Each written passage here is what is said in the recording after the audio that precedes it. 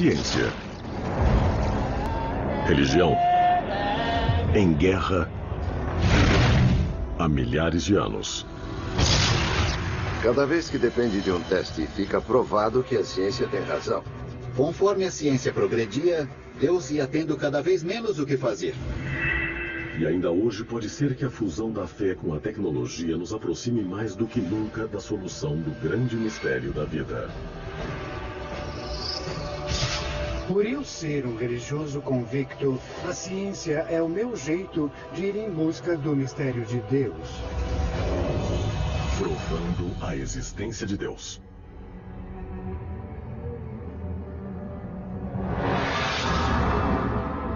Durante séculos, a Igreja Católica esteve em guerra com a ciência, acreditando que sua existência poderia prejudicar os princípios mais sagrados da fé. Os cientistas ficaram estigmatizados como hereges. Seus avanços eram escondidos da população e às vezes até desmentidos sob a ameaça de morte.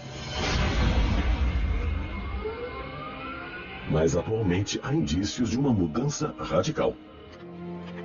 Quando as pessoas ficam sabendo que eu sou padre e um cientista trabalhando especialmente para o Vaticano, onde há um observatório, a pergunta é sempre: por quê? Por que o Vaticano tem um observatório?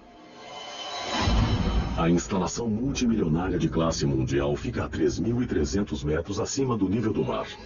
Seu telescópio de 1,80 m consegue sondar milhares de anos-luz das galáxias. Os cientistas são especializados em astronomia e cosmologia. E o que os torna únicos? Eles também são homens de fé que admitiram a ciência como uma ferramenta em sua busca por Deus. Temos uma metodologia bem rigorosa que nós aprendemos conforme vamos nos formando cientistas. Dada a história instável da Igreja com a ciência, é de se impressionar que haja esse observatório de ponta. Especialmente desde o Iluminismo, existiu uma relação áspera entre ciência e a religião, onde a ciência, eu acho, explicou cada vez mais sobre o mundo. E as pessoas religiosas sentiram-se cada vez mais ameaçadas. O âmago da ameaça, para quem tem fé, é que a ciência diminua tanto a Deus que ele deixe de existir. E isso envolve todo um modo de vida, uma vida inteira de mundo. Durante grande parte do último milênio, desafiar a explicação dos eventos naturais da Bíblia era um perigo. No início de 1600, notáveis astrônomos foram levados a julgamento quando suas descobertas científicas conflitaram com crenças religiosas enraizadas. Uma das ideias científicas mais ameaçadoras foi uma teoria desenvolvida pelos astrônomos Copérnico e Galileu.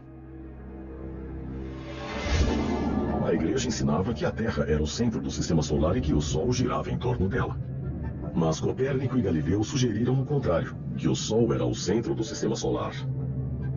As descobertas de Galileu foram recebidas por alguns da Igreja Católica como um problema. Ela se opunha à Bíblia que menciona. E então o Sol parou. Se na verdade é a Terra que se move e o Sol está parado, segundo a Igreja, isso gera um conflito. Desde a época de Galileu, acho que a Igreja Católica deu uma guinada. Graças a Deus. A admissão da ciência é uma mudança, mas a questão é: por que agora? A presença da Igreja no Observatório do Vaticano quer dizer que a Igreja reconhece o valor da ciência e do conhecimento que adquirimos através dela. Enquanto a maior parte da ciência olha para as estrelas buscando as respostas do desconhecido, esses homens anseiam por algo bem mais específico: provar que Deus existe. Essa busca por provas de uma mão divina no trabalho do universo começa no momento de sua criação. Eles essencialmente creem que conforme exploram o universo e retornam ao Big Bang, irão alcançar a resposta para o que tinha antes do Big Bang. Se existiu um Big Bang, deve haver algo que o gerou. O universo como um todo se iniciou com a explosão de alguma coisa. Uma energia veio disso e depois se transformou em matéria. O Vaticano está de acordo com a explicação do consenso científico, que após o Big Bang, a interação de átomos de hidrogênio conduzidos pela gravidade formam estrelas, galáxias e o universo como conhecemos. Essa é uma série de eventos onde o início é uma sopa de partículas elementares, depois gás e poeira, e aí o gás e a poeira se colidem, gerando estrelas, planetas e então a vida. Nós saímos desse universo como as estrelas, as galáxias, os sapos e tudo mais. Nós saímos desse mundo em evolução. Essa é a melhor explicação científica para a nossa chegada. Será que tudo isso aconteceu por acaso? Ou por necessidade? Enquanto a religião prega a necessidade de Deus na criação de tudo, para a ciência não é assim. Não temos nenhum obstáculo para imaginar o Big Bang como sendo algo que apenas ocorreu. Não existe nenhuma razão na cosmologia para acharmos que houve alguma influência externa na criação do Big Bang. Stephen Hawking costuma dizer que perguntar o que havia antes do Big Bang é como questionar qual é o norte do Polo Norte. É uma questão indefinida. Hawking recentemente provocou controvérsias ao dizer: por haver uma lei como a gravidade, o universo pode e irá criar a si mesmo do nada. Stephen Hawking e outros que propuseram esse início ao universo disseram: não precisamos de Deus. É um absurdo. Este debate marca a linha divisória entre a ciência mais conhecida e a ciência da fé. A igreja já não renuncia mais às descobertas científicas. Ao invés disso, muitos, como o Padre Coyne, creem em um modelo que integre tanto a ciência como Deus. Isso é conhecido como a teoria do universo bem afinado. Ela sustenta que as condições exatas necessárias à criação da vida são tão precisas que não poderiam ter surgido por acaso. Para esses homens, o modelo de universo bem afinado é um projeto para a criação de tudo. E Deus é o arquiteto. Se cada uma dessas constantes não valesse o que nós medimos, vamos dizer, uma parte em 1 milhão, nós não estaríamos aqui. Essa é a noção de um universo bem afinado. Que as coisas são calibradas. É como um desabrochar. É no ponto. Nem quente nem frio. E bom, nós temos um universo onde as pessoas são inteligentes e questionam grandes coisas. Você não prova que Deus existe, mas isso sugere muito que há um Criador. Se a teoria do universo bem afinado estiver certa, então Deus criou o universo todo, mas deixou os detalhes para a natureza. A pior coisa a se fazer seria dizer de imediato que foi Deus quem fez. Não pode ser tudo pré-determinado. Ele criou um universo que tem uma indeterminação, desde o micro até o macro. E essa nova filosofia pode fazer com que a igreja fique mais perto que nunca de uma prova de Deus. O Observatório do Vaticano é somente uma parte dessa mudança, voltada em direção ao aproveitamento de novas tecnologias em uma busca contínua. Mas o espaço não é a única fronteira dessa pesquisa. Os arqueólogos e os caçadores de relíquias estão igualmente procurando evidências palpáveis de Deus aqui na Terra. Suas pesquisas se iniciaram com a Bíblia. Ela tem estado no centro do conflito entre ciência e a fé desde o início. Alguns estudiosos questionam as origens de muitos livros da Bíblia e os acontecimentos que eles descrevem. Se olharmos a Bíblia como um documento literal, a ciência aponta algumas divergências. Mas os fiéis verdadeiros a veem como a palavra literal de Deus.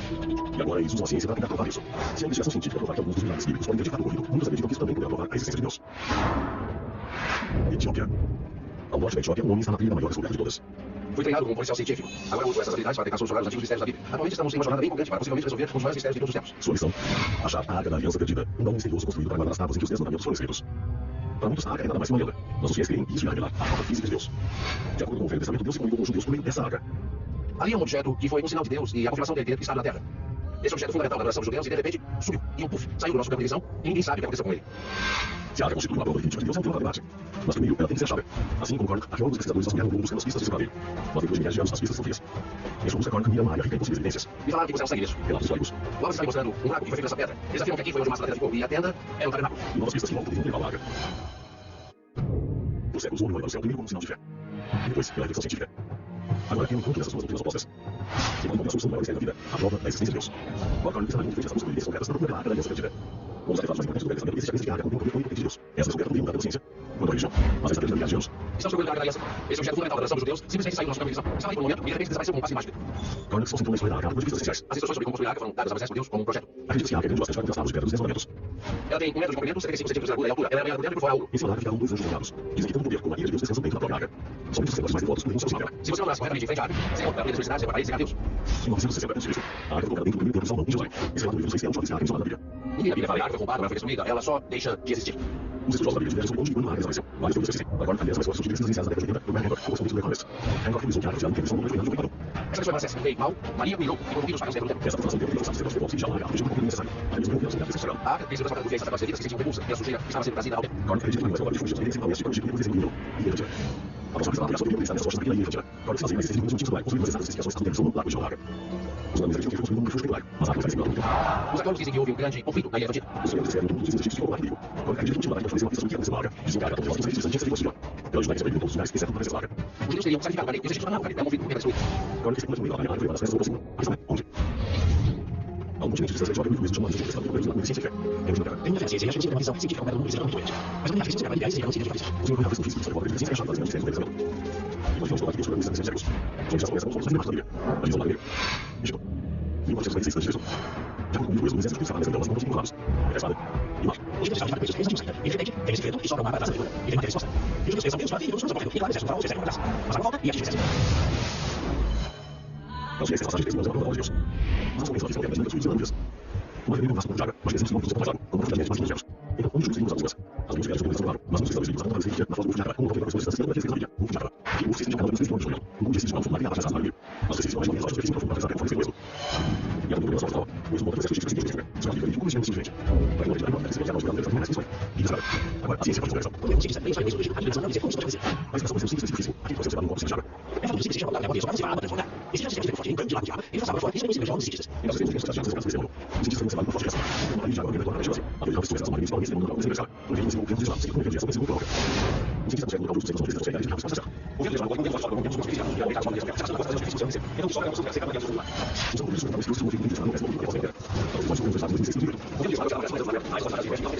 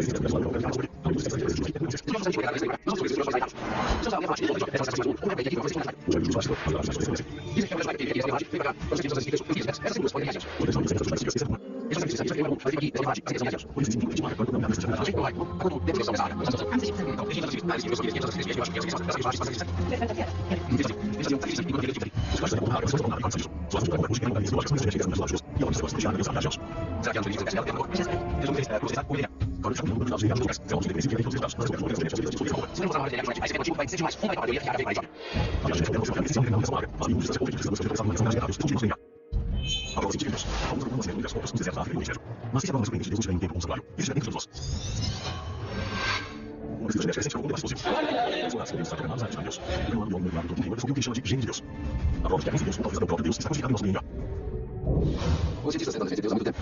Não deu certo. E é um sinal de que vai funcionar no futuro. Algo no fundo do nosso cérebro, na maneira como a espiritualidade toca nossa consciência. E isso, portanto, seria a da pergunta: existe alguma base genética para essa característica? O Dr. Hamer se deparou com um tópico por acidente. Eu estava estudando o papel do genes em outros traços de personalidade na orientação sexual, os quais são conhecidos por terem um componente biológico. Aconteceu de eu estar usando um questionário de personalidade que incluía um item chamado autotranscendência. O Dr. Hamer define o termo autotranscendência como a inclinação de ver um mundo maior e mais amplo do que o visível. Um mundo de espiritualidade além do reino físico do dia a dia. pode ser mostrado numericamente que a religião de uma pessoa, digamos, católica ou protestante, depende totalmente do ambiente em que vive. Mas a espiritualidade tem muito menos a ver com o ambiente, muito mais com a genética. É provável que as pessoas orem com mais frequência do que façam sexo, por exemplo.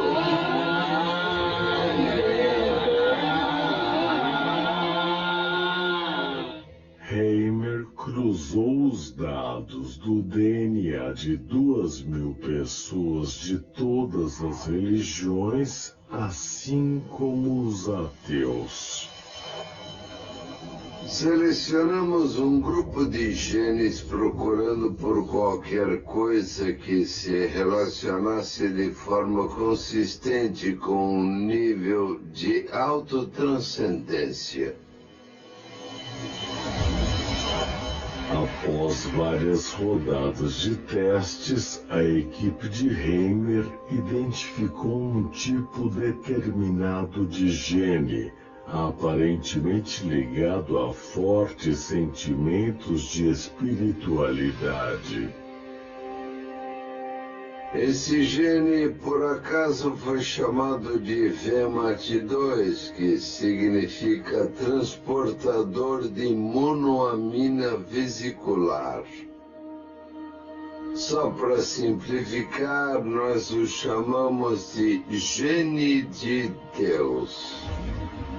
Acreditamos que ele tem algo a ver com a capacidade ou suscetibilidade das pessoas de acreditar em conceitos como Deus. Seria isso a evidência de que Deus está constituído em nosso código genético?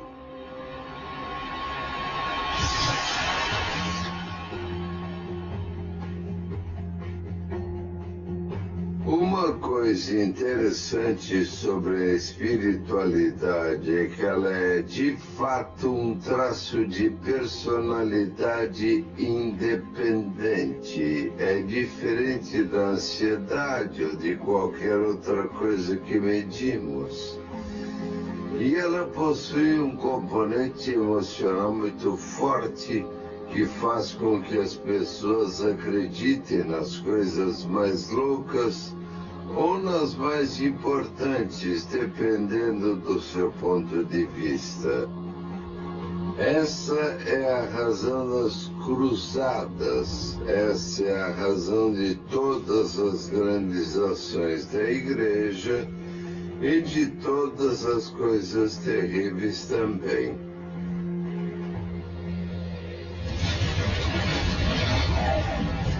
Hamer diz que o gene de Deus age como uma droga que banha o cérebro humano com neurotransmissores chamados monoaminas, que regulam o humor e a percepção. O gene de Deus equilibra essas monoaminas enquanto elas são transportadas de célula a célula e afeta as respostas emocionais do indivíduo.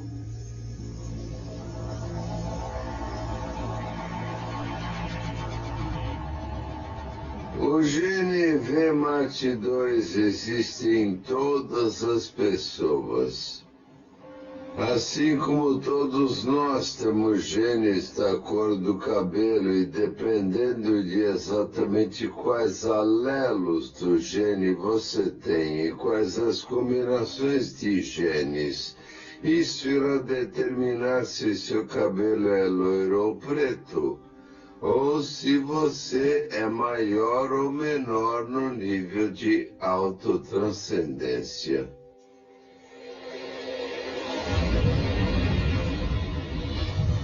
Quanto mais forte for o alelo ou a versão do gene que a pessoa tiver, mais provável será que ela sinta a presença de Deus.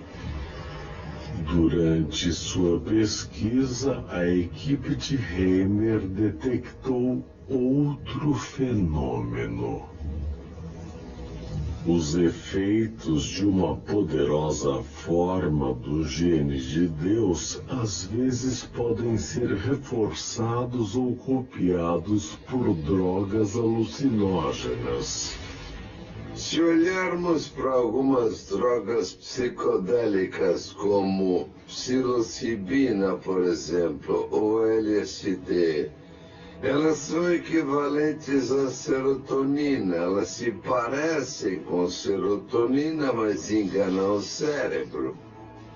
E achamos que esse tipo de alteração de consciência que ocorre com uma droga como a psilocibina ou LSD são um pouco parecidas com o que acontece com as pessoas durante as experiências intensamente religiosas, fortemente espirituais. Seja Jesus atravessando o deserto ou o Buda sentado sob sua árvore, de repente tudo parece meio diferente.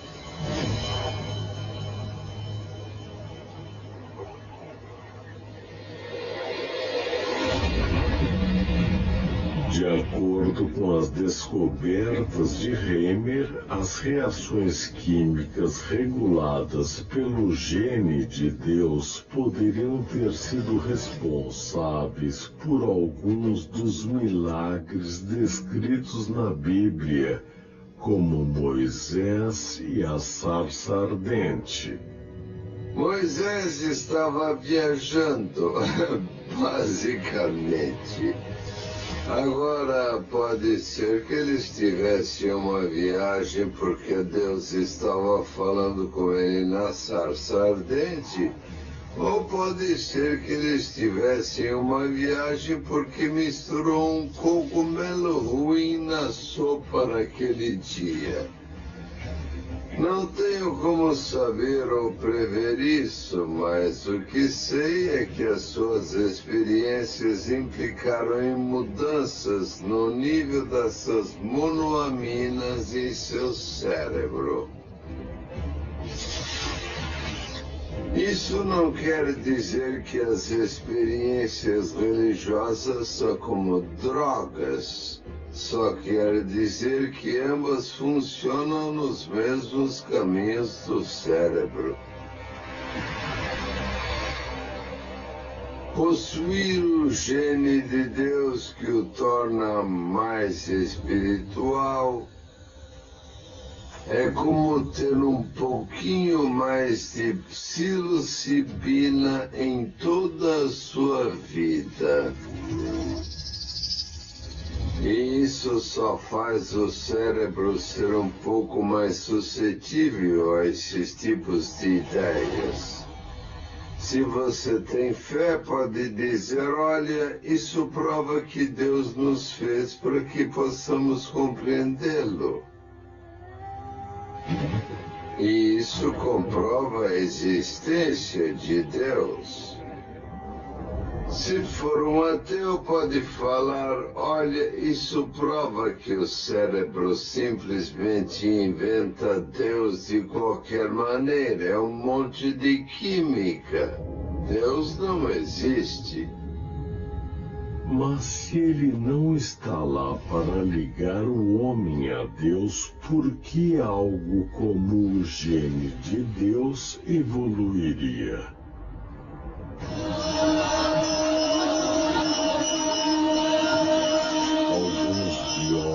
Acreditam que nas antigas sociedades humanas, onde os membros da mesma tribo adoravam um deus ou deuses comuns, o gene de Deus em alto grau de funcionamento tornou mais fácil que eles trabalhassem juntos e se protegessem. Em ambientes sociais cooperativos, um forte gene de Deus pode ter sido uma vantagem evolutiva. Mas a ciência também está revelando que a espiritualidade tem uma vantagem física. Existem muitos dados agora que mostram que pessoas mais espiritualizadas e religiosas tendem a viver um pouco mais, pois elas tendem a se recuperar de uma doença um pouco mais rápido. Acho que há muitas possibilidades de como esse tipo de gene conseguiu se manter na mistura e sobreviver à evolução recente. A causa desse benefício ainda está para ser determinada, mas o efeito é uma área onde a ciência e a fé estão trabalhando juntas para buscar avanços. É um relacionamento que Heimer observa de perto. A ciência e a fé estão em guerra há muito tempo. E até agora, sempre que depende de uma prova, acontece da ciência estar certa. A Terra não é o centro do universo, está somente circulando ao redor do Sol. A evolução ocorreu mesmo, estamos relacionados a outros animais e não somos algo singular que foi colocado aqui. Onde a religião acerta e a ciência erra é que a ciência não conversa com as necessidades emocionais das pessoas. A ciência não muda a consciência das pessoas do jeito que a religião muda.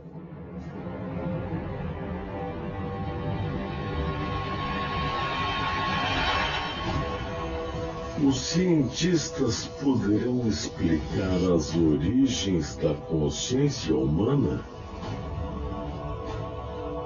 Ou é uma questão de fé? Um novo campo de pesquisa pioneiro está buscando respostas em um dos lugares mais enigmáticos do planeta.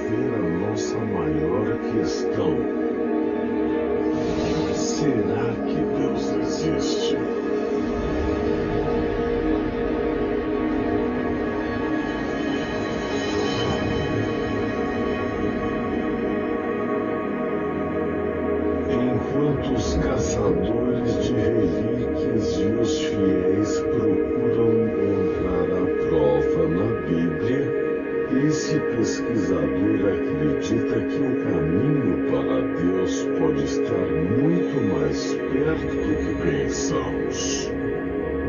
Sua busca por respostas o levou a investigar os funcionamentos mais internos da mente humana.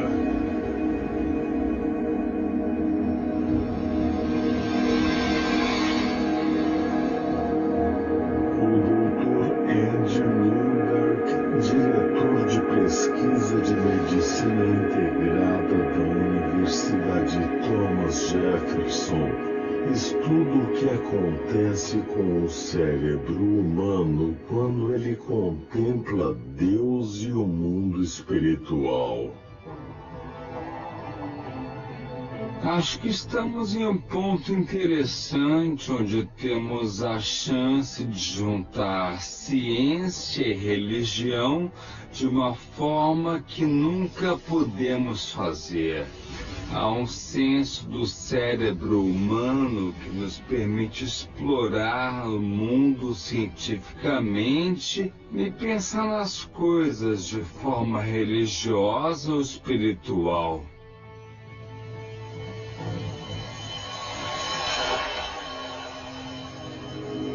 Usando escaneamentos cerebrais de baixa radiação, Newberg, na verdade, consegue assistir mudanças físicas ocorrerem no cérebro enquanto uma pessoa ora ou medita. Decidimos analisar as pessoas que realizavam uma variedade de práticas religiosas e espirituais durante muitos anos. Nosso trabalho inicial foi feito com pessoas que eram muito firmes em meditação budista tibetana. Também analisamos um grupo de freiras que estavam engajadas em suas crenças religiosas há mais de 50 anos. O que fizemos foi usar um scanner que fotografava o cérebro deles. Fotografamos enquanto repousavam e também quando não faziam nada em particular. Depois tiramos mais uma foto do cérebro deles enquanto meditavam ou praticavam as suas orações.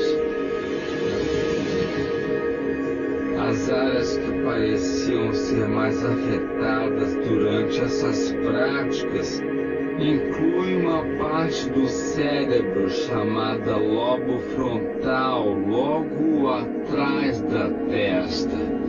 E essa é uma parte do cérebro que normalmente funciona quando concentramos nossa mente em alguma coisa. Nas análises de Newberg, o lobo frontal acendeu da mesma forma que faria se os indivíduos estivessem concentrados em um problema de matemática difícil. Os monges tibetanos mostraram um aumento da atividade em seu córtex visual porque estavam se concentrando em objetos sagrados. Quando olhamos as freiras que estavam somente orando, não vemos as áreas visuais se conectarem ao cérebro, mas na verdade vemos as áreas verbais ligarem. Faz sentido, pois é uma oração, é uma prática verbal. Mas as análises também revelaram algo inesperado.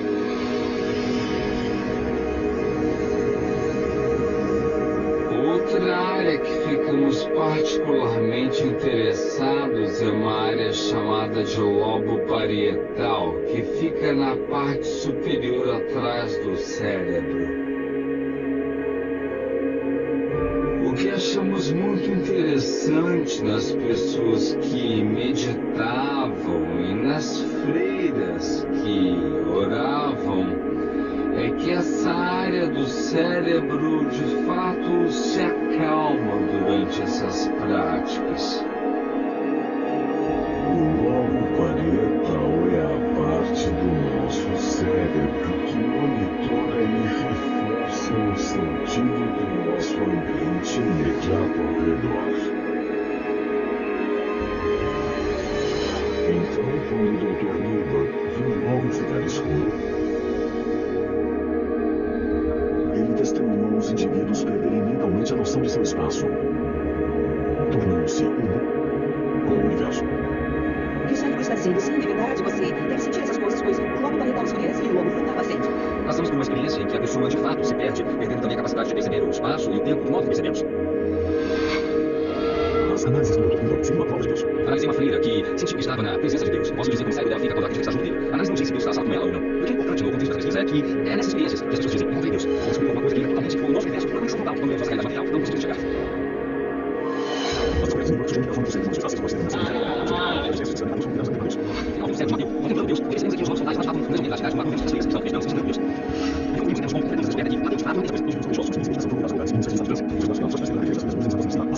pensar em Deus, pensar em Deus, pessoas podem saber, saber, então sempre claramente, nós estamos totalmente que Deus, igual que existe, Deus,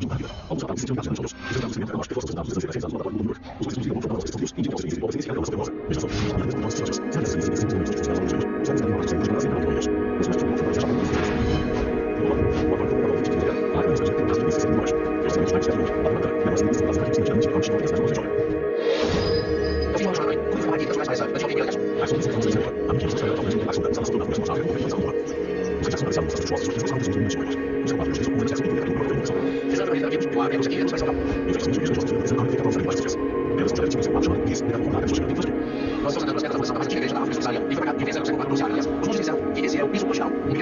não sei, que é o aliança que ficou mais de 10 anos. Ele disse que lógico que já foi uma igreja pacífica, mas tudo alto para a ela viu que essa igreja tinha uma revelação pelas estruturas aqui, nós consideramos que não foi uma simples igreja.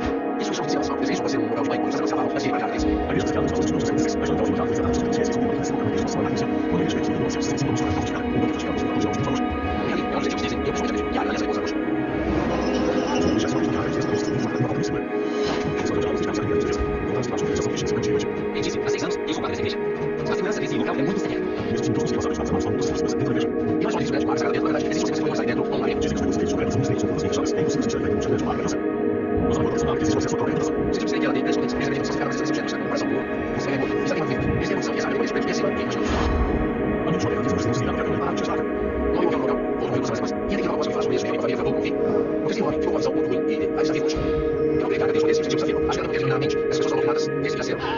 Elas não não foi falar sobre a arca e os inimigos poderes. Só que você não havia a diferença para ficar na arca. Esse homem se achava para poder fazer. Desde aqui, você tem a expressão de ciências distantes. A ciência está sobre novas evidências da busca mundial da prova da existência de Deus. A marcha aos exercícios técnicos e análises científicas têm mais aqui de todo mundo sacação da responsável da Bíblia, a arca da aliança. Se acha, é uma evidência do próprio Deus. Para Bocor, a busca de sua vida levou uma igreja de Oriental. Ele acredita que o caso desse essencial poderia ser a soberba teológica mais importante da história, a arca da aliança bíblica. A igreja diz que querem que fique aos lados seja o único humano na terra que pode ficar na presença da arca. Ele é conhecido como guardião. O guardião é quem protege a arca. Ele nunca tem permissão para sair, passa a vida toda preso entre esses mundos. Sabe, eu estarei porque todos esses guardiões, centenas e centenas de anos, caem dentro dessa missão. O guardião geralmente fala constantes, mas quando ele busca o certo sexo, claro que você tem palavras. Aqui, em imagens raras, o guardião fala com o arco através do que ocorreu na parte de trás da instalação. A sua saúde está boa para adorar com a água, você ele está falando que ele somente faz as suas correções. É, isso mesmo. Obrigado. Após poucos minutos, o guardião retorna ao seu posto. Bocor está a poucos metros de distância do que pode ser o local de repouso da arca. Mas hoje ele não vai chegar mais perto. Eu encontrei com o guardião, segurei sua mão e olhei em seus olhos, os mesmos olhos que possivelmente contêm a arca da aliança. Quando espera que o seu novo acesso ao guardião e seu relacionamento contínuo com o seu sexo, um dia trará a recompensa máxima, a oportunidade de ver a arca. A arca da aliança é a preciosidade, é a menina dos olhos de toda a arqueologia. Se alguém chegasse em mim agora e dissesse, ó, você passar por aquela porta e ver a arca da aliança, se eu faria isso, eu agarraria essa chance, esse é o maior achado arqueológico da história. A busca por evidências científicas de Deus se estende desde os maiores objetos do universo até os menores. Grenoble, França, a casa de um laboratório enorme. Localizada a mais de 150 metros de profundidade e abrangindo a fronteira de duas nações. Essa é a linha de frente em busca de algo que poderia rivalizar com a importância da arca da aliança na corrida para achar as provas da existência de Deus. Uma micropartícula subatômica chamada partícula de Deus. Mais conhecida pelos físicos como o bóson de Higgs, a teórica partícula de Deus pode ser um erro perdido. Se for detectada, poderá mudar todo o nosso entendimento do universo e pode alterar para sempre o debate sobre a existência de Deus. As partículas são de dois tipos, são basicamente as partículas de matéria e as partículas de força. As partículas de força podem se empilhar uma sobre a outra, isso é o que chamamos de bósons. Muitos físicos de partículas acreditam que o bóson de Higgs seja a partícula desconhecida que dá massa a toda a matéria no universo. O bóson de Higgs é muito diferente de todas as outras partículas que conhecemos. A coisa que faz o bóson de Higgs especial é que mesmo no espaço vazio, ele está lá. Ele fornece um meio através do qual as outras partículas se movem. E é por isso que, em última análise, as partículas como os elétrons ou quarks adquirem massa. A melhor analogia seria imaginar um meio como a água, o melaço ou o ar. Conforme você se move através deles, eles resistem um pouco. Então é possível imaginar que se corrermos pelo ar, conseguiremos ir muito rápido. Se tentarmos correr pela água ou pelo melaço, vamos ficar mais lentos. Então, a grosso modo, é isso que o bóson de Higgs faz com todas as partículas da natureza. Se eles puderem localizar essa partícula de força, pode ser um passo importante para desvendar os mistérios do Big Bang e da origem do universo. Para estudar as partículas subatômicas, os físicos usam aceleradores de partículas. Para procurar a partícula de Deus, os pesquisadores construíram o maior do mundo. Uma pista oval de 27 km conhecida como Grande Colisor de Hadrons, ou Large Hadron Collider. Os instrumentos que temos no Grande Colisor são essencialmente as máquinas mais complicadas e mais precisas já construídas pelos seres humanos.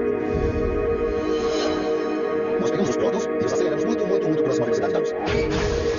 Até o ponto em que a velocidade não tem importância, o que importa é a energia. Então essas partículas têm mais de 1000 vezes a energia que um próton teria se estivesse parado. Aumentando a energia conforme eles aceleram em direções opostas, dois feixes de prótons são colocados em rota de colisão. Quando eles sofrem a colisão, o impacto resultante explode cada uma cascata de partículas ainda menores, incluindo diferentes tipos de bósons. As colisões entre os prótons geram tanta energia que gera uma enorme explosão de partículas diferentes. Os próprios prótons possuem quarks e gluons dentro deles. E o que na verdade ocorre é que um dos quarks ou um dos gluons do próton colidem com uma das partículas constituintes de outro próton e dá para ver uma grande chuva. As máquinas no interior do colisor podem detectar e medir a maioria dos tipos de partículas liberadas nessas colisões. E se os cientistas conseguirem encontrar essa possível partículas em um divisor de águas, sua descoberta poderia levar à então chamada pioneiro do todo, que poderia explicar o momento da criação. Se retrocedemos a história e se voltarmos no tempo, a teoria do todo nos ajudaria a explicar o Big Bang e facilitaria a compreensão do que ocorreu. Os pesquisadores ao redor do mundo estão ampliando os limites de nosso conhecimento científico, abrindo uma nova fronteira na busca épica da humanidade, para achar as provas da existência de Deus. Essa busca levou os físicos a construir o maior maquinário científico na história da humanidade, o Grande Colisor de Hadrons. O acelerador faz colidir feixes de partículas subatômicas com energias que se aproximam daquelas encontradas momentos após o Big Bang. Essas colisões permitem aos cientistas formar os menores blocos constituintes da matéria e energia. Como Einstein diz que E é igual a mc ao quadrado, a energia é proporcional à massa. Se quiser fazer partículas mais pesadas, vai precisar de mais energia, o que significa que é necessário construir máquinas cada vez maiores. O objetivo é encontrar o bóson de Higgs, mais conhecido como a partícula de Deus.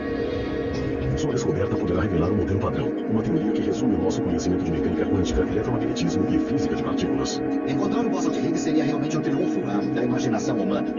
É o último ingrediente da física de partículas do modelo padrão. A a última peça do quebra-cabeça. Mas o modelo padrão sozinho não pode nos dar uma compreensão completa da natureza. O modelo padrão não leva em conta a gravidade que todos nós sabemos que existe. Então não estamos procurando somente o bóson de Higgs no colisor. Estamos procurando por todo tipo de coisas. Algo que os físicos gostariam de encontrar seria uma espécie de teoria do todo. O modelo padrão serve muito bem para as forças que conhecemos, o eletromagnetismo, as forças nucleares. Se pudéssemos pôr a gravidade ali dentro, poderíamos ter tudo o que existe no universo. Os cientistas esperam que a partícula de Deus possa ser um trampolim para a teoria do todo. Uma única equação que descreva todas as forças fundamentais da natureza. Gravidade, responsável pela evolução de estrelas e galáxias. As forças nucleares, responsáveis pela união de toda a matéria. E a força eletromagnética, responsável pela luz, pelas interações químicas e pela própria vida. O problema real da teoria do todo é que pode haver uma teoria do todo. Em outras palavras, pode haver um pequeno conjunto de regras, de leis da natureza que simplesmente dão conta de tudo o que acontece em toda a história do universo. Nunca há nenhum desvio dessas leis, não há nada diferente dessas leis, não há nada além dessas leis. Descobrir essa teoria poderia ser essencial para a nossa compreensão de como o universo começou. Uma das coisas que a teoria do todo precisa fazer é unir a gravidade com a mecânica quântica. É o que se precisa para entender o Big Bang. O Big Bang foi um momento em que havia partículas ao redor, então a mecânica quântica é importante, mas o universo estava se expandindo muito rápido, por isso a gravidade era importante. A teoria do todo nos ajudaria a entender o que aconteceu naquele momento. Se uma teoria do todo pode ajudar a explicar a criação do universo, ela pode também explicar o seu criador. Se conhecer uma teoria do todo, se achar que sabe todas as leis da física, com certeza poderia se perguntar, é só isso? Ou seria uma boa chance de falar, essa é a teoria do todo porque alguma inteligência superior a criou assim? Para alguns, a resposta é não. Com a teoria do todo, a ciência iria substituir Deus como resposta para qualquer pergunta sobre o universo. Mas para outros, a teoria do todo é por si só a própria evidência de Deus. Seu projeto de um universo bem regulado. Na expansão do universo, é possível ver uma arquitetura, uma ordem, a energia que se torna matéria, que tem dentro de si essa capacidade incrível de se ordenar e de dar a vida. Einstein usou uma linguagem religiosa o tempo todo. Ele não acreditava em um Deus consciente, que era separado do mundo físico. Mas ele pensou nas leis fundamentais da física como os pensamentos de Deus. Os pesquisadores do colisor realizaram vários testes, mas até agora não tiveram sucesso em suas tentativas de detectar a partícula de Deus. Mas com ou sem a partícula de Deus, a busca por evidências dele continuará. Desde as mais ínfimas partículas até os pontos mais longínquos do universo. Desde a Arca da Aliança até o projeto de Deus para o universo, a busca de provas da existência de Deus é um trabalho em progresso. A ciência prova que Deus existe? No momento, não.